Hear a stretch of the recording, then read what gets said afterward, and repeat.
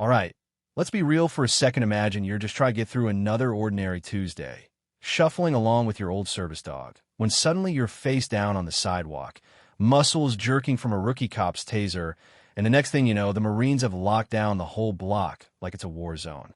Yeah, that actually happened to me, to Gunny Roar, and let me tell you, it was a hell of a wake-up call for everyone who thought the old ways of respect and brotherhood were just some faded memory. So let me back up a sec.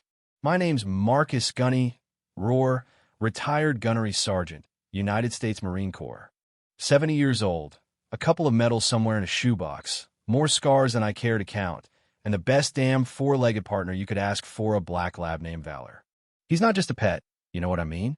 Valor's my anchor, my spotter, my backup when the ghosts of old battles start rattling in my head at night. Most folks in our neighborhood know us two old campaigners, walking slow laps around the block, me leaning on Valor every time my hip tries to give out, both of us looking like we escaped from some Army-Navy store clearance rack. Anyway, we were on our way to my regular physical therapy session in this boring little office park, sun shining, not a cloud in the sky. I had on my favorite faded polo and a ball cap with a Marine Corps emblem. Valor had his vest with the big service animal patch like anyone could miss it. And that's when we run into this young cop. Miller was his name fresh out of the academy, the type who still polishes his badge and thinks everyone's a suspect. Now, let's be fair, Miller's probably just nervous. Maybe he had a rough run-in with a dog as a kid. Maybe he's got something to prove. Whatever it was, it all went sideways in a hurry. We're just coming up to the door. Valor gives this low, gentle bark, more of a heads up than anything else, and Miller jumps like someone lit a firecracker under him. "Sir, step away from the animal and put your hands up now." He looks aggressive, he shouts, and I can see the panic in his eyes, his taser already pointed at us. I try to keep things calm, tell him Valor's trained, show him my hands, try to reach for Valor's VA service ID, but the kid's not listening. He's running on fear, not facts, and before I can even blink, bim, those barbs hit me right in the chest, and suddenly I'm back in some jungle firefight.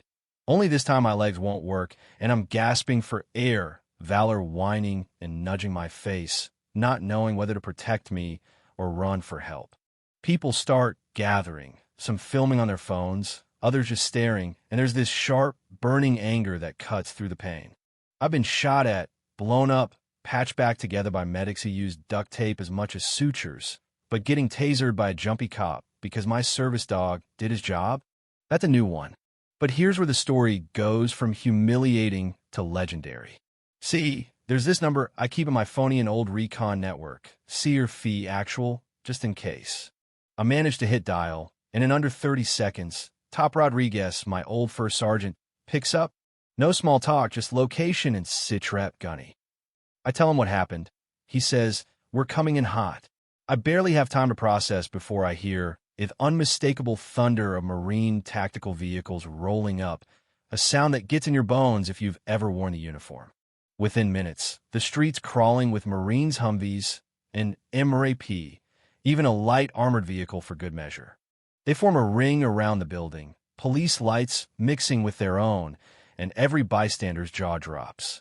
Officer Miller is frozen, looking like he wishes he could disappear. The lead vehicle opens, and out steps Colonel Matthews himself, the kind of man who could make the devil snap to attention. He marches right up to Miller, two more Marines flanking him, voice like a steel cable. "Officer, I understand you just deployed a taser on one of my retired gunnery sergeants while he was managing his registered service animal." Miller tries to sputter out an excuse about Valor being aggressive, but Matthews cuts him off. "That dog has done more for wounded warriors than you can imagine. And you," he points at Miller, "are going to explain yourself to the police chief and to me." Before you know it, medics are helping me up, checking my hip, and Valor's sitting next to me, wagging his tail like this is just another day on post. The police chief arrives, red in the face, and after a very short conversation with the colonel, it's just say Miller's badge and sidearm are handed over on the spot, and he's told to take a seat in the back of the cruiser. The Marines stay put until I'm loaded into a military ambulance, Valor by my side, and they don't pull out until we're halfway to the VA hospital. The aftermath? It went viral, naturally. The city ended up rewriting half their police training manuals, mandatory classes on veterans, service animals, de-escalation, you name it. Colonel Matthews and a crew of old Marines made sure every officer knew exactly how to treat guys like me with some respect. Miller got dismissed, and the mayor had to swallow his pride and give a public apology.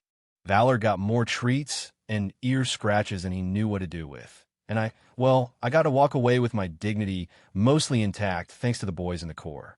Now, you can laugh at the idea of a bunch of retired Marines rolling into a quiet suburb like they're storming Fallujah, but let me tell you, mess with one of us, especially one with a dog named Valor, and you'll find out just how deep that brotherhood runs. It's not about revenge, it's about respect, about making sure no Badino rookie with a badge, no suit in City Hall ever forgets that we earn the right to be treated with dignity. So here's my question for you. What do you think? Did justice get served? Or did the Marines go too far? Where's the line between protecting our own and making a point? Drop your take in the comments below. Let's hear where you stand on what real community, justice, and loyalty mean today.